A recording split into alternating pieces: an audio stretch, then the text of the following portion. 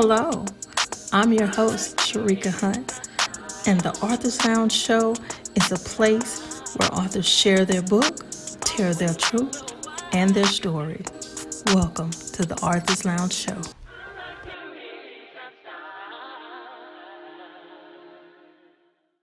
Hello, everybody. Welcome to the Author's Lounge Show. I'm your host, Sharika Hunt Ross. And today's episode is about being a voice to the voiceless. And I have a surprise guest today. So someone you don't expect to be here is here in the building. So stay right there and we'll be right back.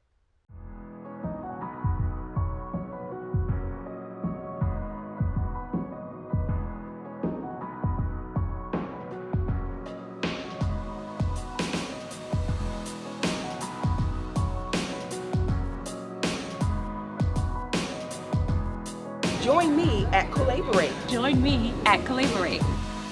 Join me and hundreds of women at Collaborate.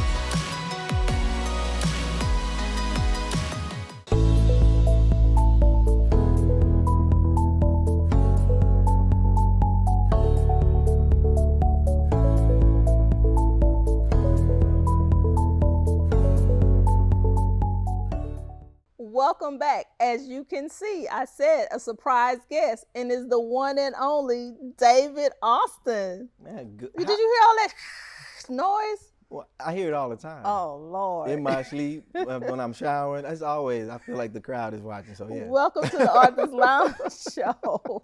So now, I get to interview you. Well, let's give it a shot. Sharika. Let's Let's try. see how this goes. Let's see how this works. Let's hope I didn't trim my nose hair for nothing. How are you doing?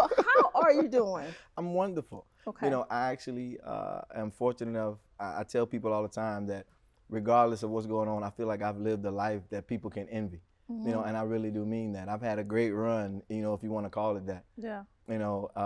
Not to get so far, early on, but I was actually listening to, believe it or not, a Busta Rhymes song. Okay. And he had Louis Farrakhan was speaking at the beginning of the song, and one of the things he said was, if it pleases God that he is killed, then that's all right with him. And I thought about that while I was driving. I said, I feel that same way. If I sacrifice myself somewhere along the way for the greater good, I've had a great run. Right. And just to know that about myself. And it's not over. You saying I had a great run. Well, I'm just saying in general. Oh, I'm having a great run. Oh, I am. I'm like the guy that's already done enough to get in the Hall of Fame. I've done enough to do that. But I still got a few home runs left to hit, a few baskets left to score. So with that, but I know that, maybe my greatest accomplishment in that is that if you read or heard tomorrow that I died dragging kids from a burning building, that wouldn't surprise you. Right. That I did that. Right. And so that tells me that I've done enough in my life so far that people understand who I am and what it is that I want to be and what I would love to see in the world. Right. It's being a voice to the voiceless. Absolutely. The one and only David Austin.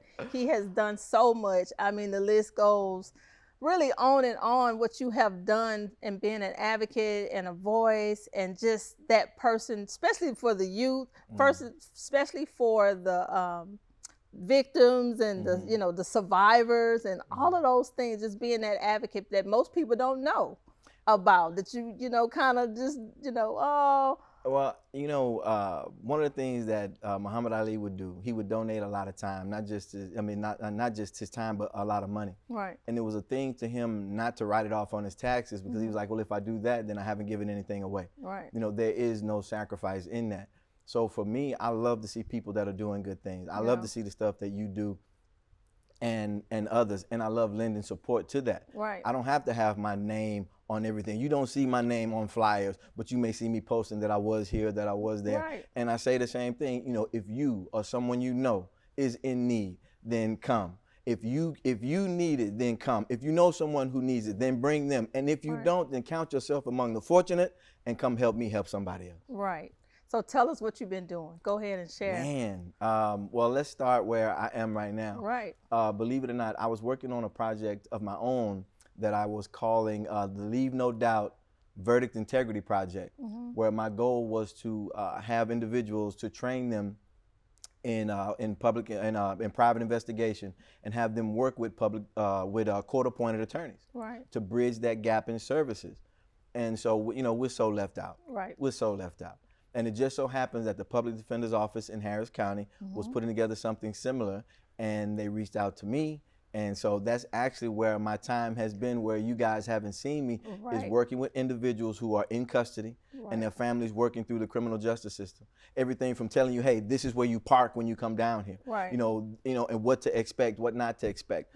Simple things to help you deal with the system, because it's about what we call participatory defense. Getting defendants involved in their own defense, getting families involved in the defense of their community.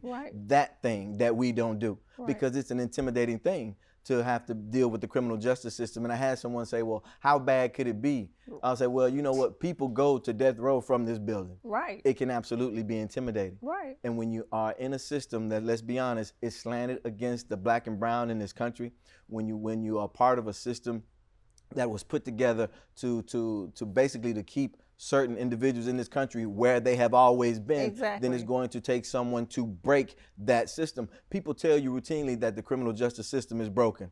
I'm here to tell you it's not broken. It's working exactly the way it was designed. It was put together to build prisons across this country and fill them with individuals that look like me. So it's working just the way that it should. It's running like a Swiss watch. And so it actually needs to be broken.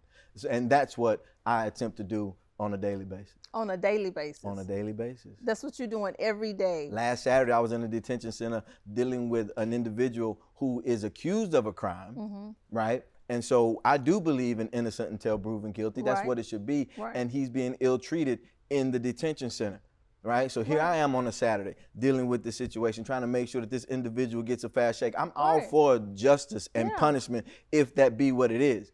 But let's make it fair. Let's make it fair. Let's do it properly and then do it fair. If I have to sacrifice my freedom, then that should be the only thing that the system is trying to take from me, not everything else, not my humanity, not my dignity, not my self-respect and things like that. And that is what I work to create. Public Defender's Office. Isn't that kind of cool? Yeah. That is kind of cool. I mean, wow. I know, right? Radio. Wow. All that, all that. Boxing. Ooh. We, that, fortunate enough, again, that's why I say I've had a nice run. Being able to do some of the things that I enjoy doing.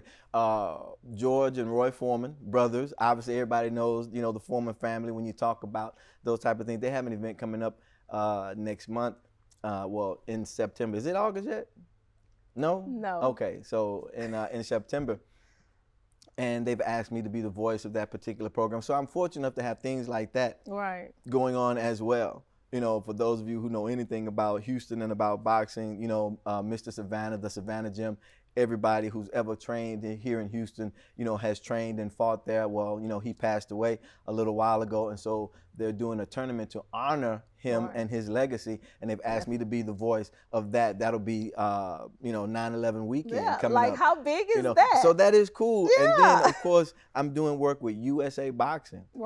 So the young men and women that you see boxing for Olympic gold right now, I get to call their matches, and know these young men and women personally, and to have an entity like that.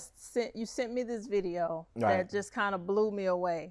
So you're interviewing these young men, and they're we thinking that they're just kids. I'm excited. I won. Normally, that's the conversation, right? But it wasn't the conversation. It was the conversation in the beginning, and what Sharik is talking about is two young men.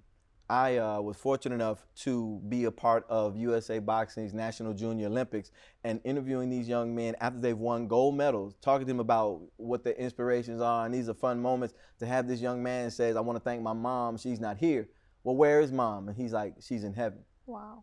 And then to talk to another young man just a few minutes later who said that he's here dedicating it to his cousin Ashley, who was murdered like a week ago, shot in the head by her boyfriend, that type of thing. And so these are the things that impact the lives of these individuals outside the ropes and outside the rings. Real life still happens, and we have to be there to put our arms around one another. Being a voice for the voiceless, and that's what David is doing all over the world. You guys stay right there so you can learn so much more about what David is doing. We'll be right back. Helping Hand Trucking, LLC, we specialize in fast, reliable delivery services.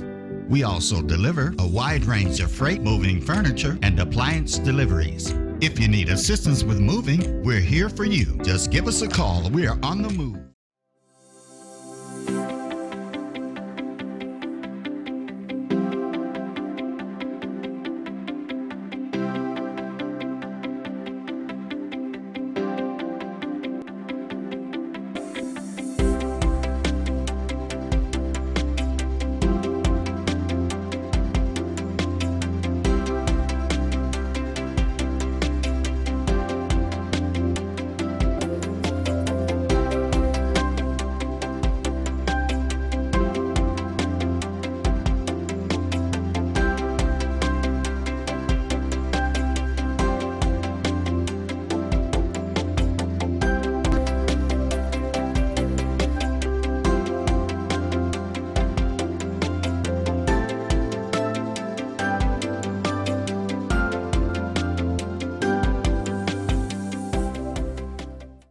And we're back. I'm Sharika, and this is David Austin. He was just sharing with us about these young men that shared with you about losing their mother and losing their cousin, the cause, the reason. Right. How does that make you feel? I don't want that to sound bad, but it makes me feel good. I don't enjoy, obviously, those things. Right. We don't want to see that, but if you see the interview with those young men, and even as they are sharing with me the most traumatic things that they've dealt with in their lives so far, we still finish with a smile on their faces. They're still laughing when this is done. And, and that first kid, he grabbed me so tight when I got down on my knees to hug him. It means something. I was fortunate enough to be in Jasper, at some point, speaking with a group about violence in the community and how we need to step up the if you see something, say something mentality, in which we need to do a better job of helping to police our own communities. But there was a gentleman there who had lost his 10-year-old son. And after this was all over, I didn't know who the gentleman was, but it was just the way that he was looking at me as I was speaking. It just seemed like there was something that was on this man's heart. So I went over to the gentleman and I introduced myself, thanked him for coming out and for allowing me to be there. And as I'm shaking his hand, it's like he wouldn't let my hand go. So I actually had to pull his hand off of mine, right? And when I did that, then I opened my arms and that young man grabbed me and cried in my arms there, right in front of the courthouse steps in Jasper, thinking about his son. So to be that thing for somebody, for someone, and that's something that people have. It is everything. We are born to serve. We are born into service of others. And so that's one of those things that for me, I feel like I understand that. And it matters so much. And you can't help everyone. You can't save everyone. I certainly understand that. But when the day comes, Sharik, when that day comes, if I am standing before my maker, whomever that may be, if I'm asked the question of what did I do, I can honestly look at that entity and say, I did what I could. And that's got to be a good enough answer for whoever you pray to. Where did that come from? Oh, man, my parents. Yeah, I knew, My parents and grandparents. Yeah. My grandfather, we were fortunate enough to have him stay with us for a time before he passed away. And we never ate a hot meal while he was there because he prayed for 20 minutes, Yeah. I'm surprised I didn't catch something for that. It was horrible. Never ate, I mean, he ruined a big part of my childhood, Shamik. And therapy, go ahead. And so, but he would be so proud to sit in front of us and say that I made this possible. Family was such a big thing to him. I made this possible. These are my children and my grandchildren. It was such a big thing to him. Same as with my father and my mother. And so it's with that, but they also made sure that they taught us that our family is not just within these walls. As a community, we are family. We have to be that. And it doesn't matter who you are, you can do that. It doesn't matter what you're going through, you can do that. I had a business at one point that I operated, and I had someone helping me operate it, and they did some things that we weren't supposed to do. He did some things we weren't supposed to do. We ran, as a business, afoul of the law. And then that became my responsibility because it was my company. Lack of oversight. So here I am, downtown, in that same building that I'm in now. Wow. Going into the courtroom, being accused of theft of millions of dollars. Right. Right? Telling me they offered me 20 years to settle this situation. Wow. I could not believe what was happening. Right. I walk out of the courtroom, I'm going to my car where I parked down the street, and this is surreal. I'm like, what the heck? Right. And there's a gentleman who's sitting on the ground. He asked if I have any change that he could have. Yeah. So I stick my hand in my pocket and I give him a buck, and I walk a couple of steps. I stop, I turn around, I take the dollar from him, and I give him a 20. Mm-hmm. Right? Yeah. I've never given anybody, in that situation that much before. Right. Right? I mean, I give to people routinely. Right. But I'd never given that much before, because I made it a point to say, this is my lowest moment right now. I'm sitting there having the worst day I've ever had in my life, and I'm going to be more to somebody in this moment than I've ever been. Don't tell me you can't help somebody. Yeah. Regardless of what you're going through. Regardless of the situation. Yeah. I don't know what he did with that money. He was sure glad to get it. He lit up like a Christmas tree. He did. I started to take it back, he bought alcohol. I'm just saying, he probably did. We don't know. They just tried to give me 20 years. I should have sat and smoked with him for a minute. 20 years, you should have smoked Man, we with should him. have got blazed together. Man, scoot over. But to say, you're full circle. Right. Full circle that you was in that same system. Right. That now you're working. I've had I've had the occasion already in the short time that I've been doing this to go into that same courtroom, 185, on the 17th floor of that building, and help a family to be a voice for somebody else. Have to. Yeah. And no matter what you're going through, you can do that. And if we just remember that about ourselves, we could change so much. It sounds great. It is great. Yeah. It doesn't just sound great. Yeah. It's not like the pictures on the menu when you get it to your table and it don't look like, it doesn't just sound great. It is great because it's fulfilling. And when you have those moments, you should understand. And I don't throw God around as much as others right. But you help you who no. It helps you to understand the purpose and the reason as to why if you don't understand. That's who we should be as people. Right. If you think it makes more sense, that your money looks better in your driveway or around your neck or on your finger right. than it does in service of others, then you're missing out on something. If you think it looks better on your feet or wherever, if you think your money and your time is better there right. than it is in service of others, if you think it makes more sense to work yourself to death so that you can put $500 shoes on the feet of your children because we're dressing their outside so much more than we prepare their inside, then you are missing the point. That's a lot. That y'all just get all of that information, that you just get that impact that he just put on you. Really, you're missing the point if you think that's all it takes. Because it's so much more. It's so much. It's so bigger than that. It is. Thank you for being here. Really, really, just for giving us that information. You guys stay right there. We'll be right back.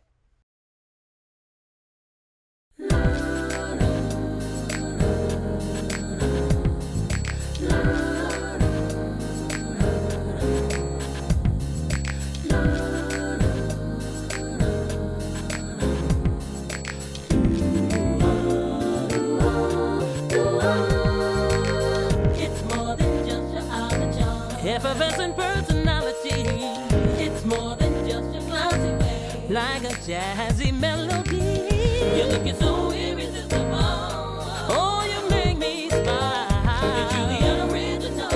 Always worth the while. And I like your inside style. The Hat Store is a shop in Houston, Texas that sells formal hats, Western hats, cufflinks, wallets, and belt buckles. But they do so much more than just sell hats. They can custom make your hat any way you want it. You can choose everything from the color and style to any accessories you want added to your hat. Then using steam and irons, the shop shapes the hat to fit your request. The Hat Store has been a locally owned and family-run business here in Houston since the opening of Melina's Cantina in 1941, and their legacy is still going strong. If you're interested in supporting the Hat Store by making a purchase, you can visit thehatstore.com to see and shop all of their products. Welcome back.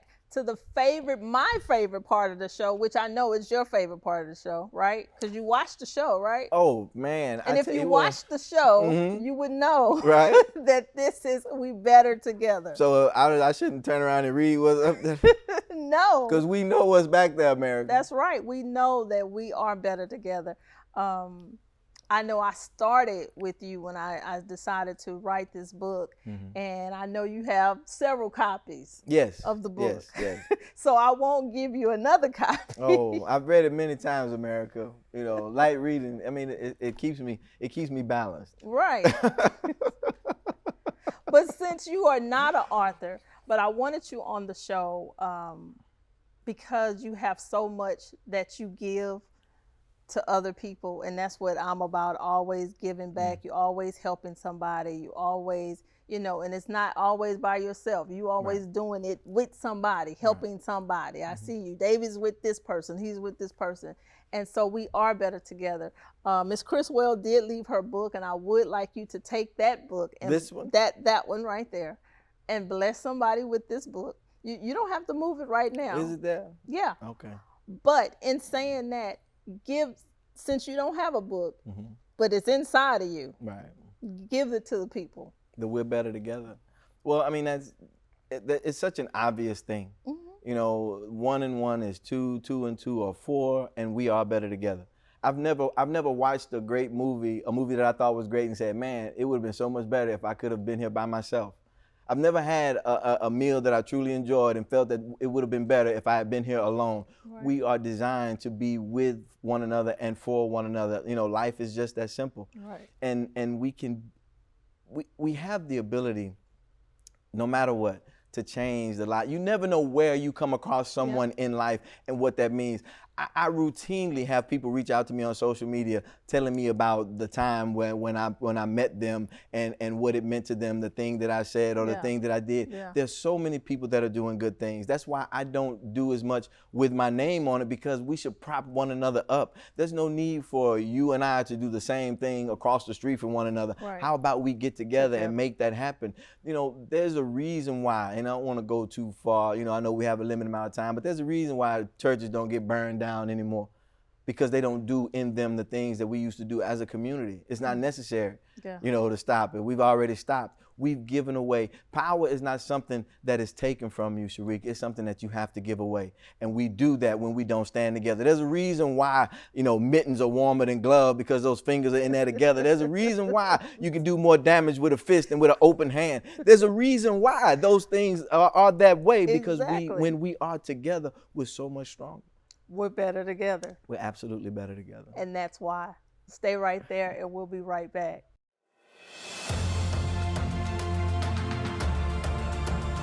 Cassandra Scott. She's motivated, inspiring, and empowering. Birth your brilliance in industry and ministry. Pastor, author, and intercessor. Private coaching is available.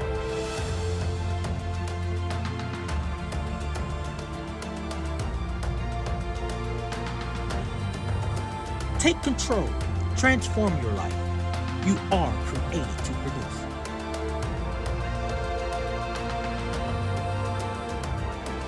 Cassandra Scott, pastor, founder of Turning Point Faith Ministry.